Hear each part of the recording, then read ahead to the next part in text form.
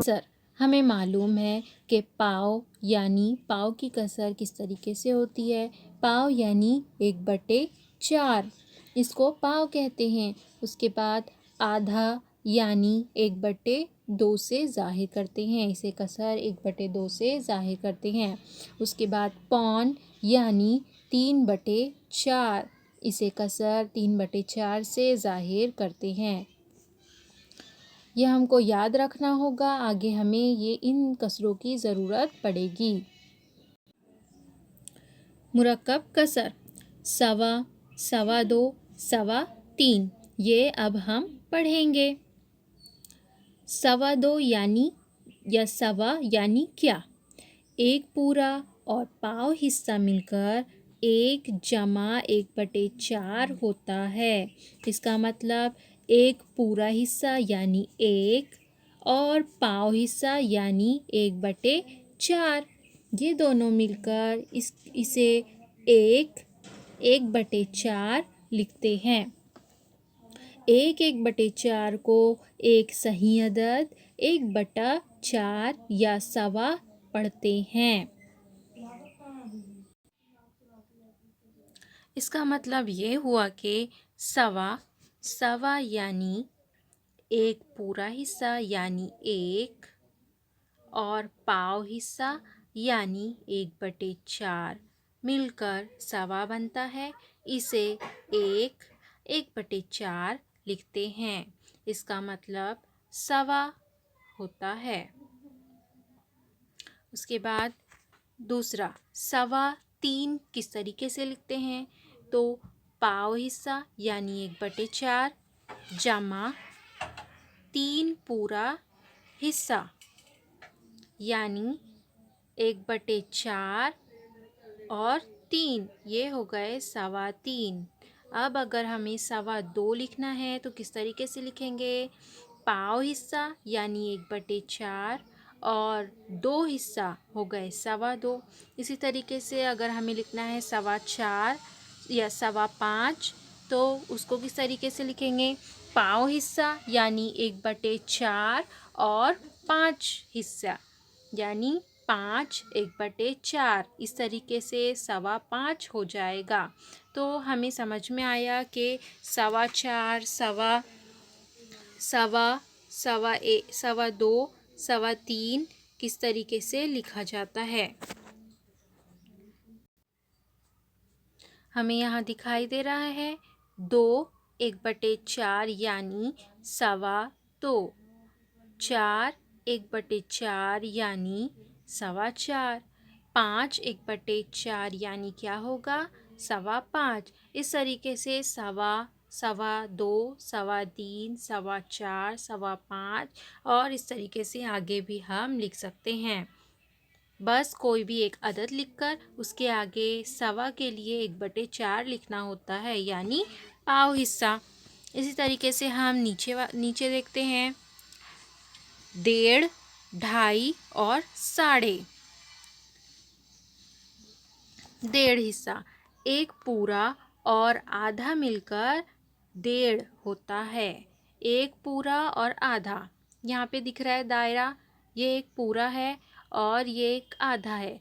तो आधे को हम 1/2 से ज़ाहिर करते हैं और पूरे को 1 से, तो ये कसर बन गई हमारी 1/2 यानी 1.5। पूरा और आधा मिलकर बनता है 1.5, ये ज़हननशी कर लें। उसके बाद 1/2 को एक सही अदद 1/2 या 1.5 पढ़ते हैं। उसके बाद हम देखेंगे उसके बाद हम देखेंगे 2 पूरा और आधा को 1/2 पढ़ते हैं। 2 हिस्सा 2 पूरा और आधा, इसको हम किस तरीके से लिखेंगे? 1 और 1 हो गया 2। उसके बाद यहाँ पर आधा हिस्सा यानी 1/2, ये हो गए 1 और 1 2 और आधा, इसको हम 2 और आधा यानी 2, 1/2 यानी 2.5 पढ़ेंगे। इसे हम 2.5 कहेंगे। उसके बाद 3.5 किस तरीके से लिखते हैं।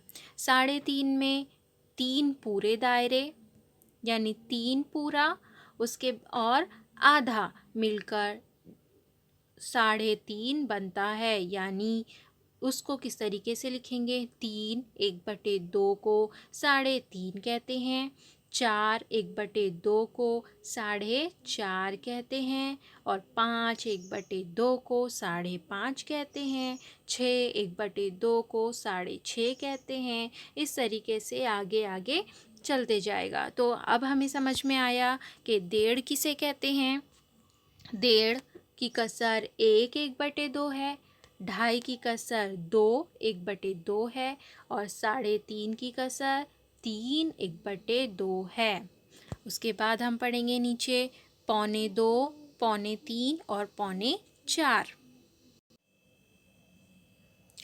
2.25, 3.25, 4.25 एक पूरा हिस्सा, और पौन यानी पौन को किस तरीके से लिखते हैं। 3/4 एक पूरा हिस्सा, और 3/4 यानी पौन हिस्सा को एक 3/4 लिखते हैं, और इसे एक अदद, एक सही अदद और 3/4 या 2.25 पढ़ते हैं।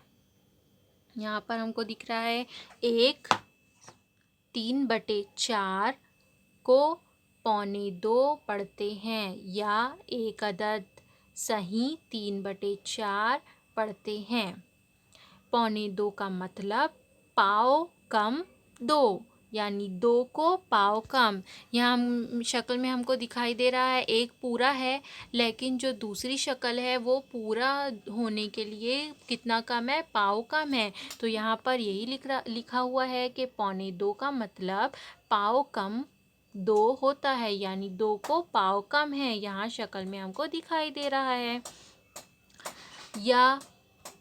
या 2 में पाव कम होता है, इसका मतलब। इसी तरह 3/4 को 2.25 पढ़ते हैं, और 4 3/4 को 4.25 पढ़ते हैं। इसी तरीके से अगर मैं यहाँ लिखूँ 5 3/4, तो इसको क्या पढ़ेंगे। इस हिसाब से इसको क्या पढ़ेंगे, 5.25 पढ़ेंगे।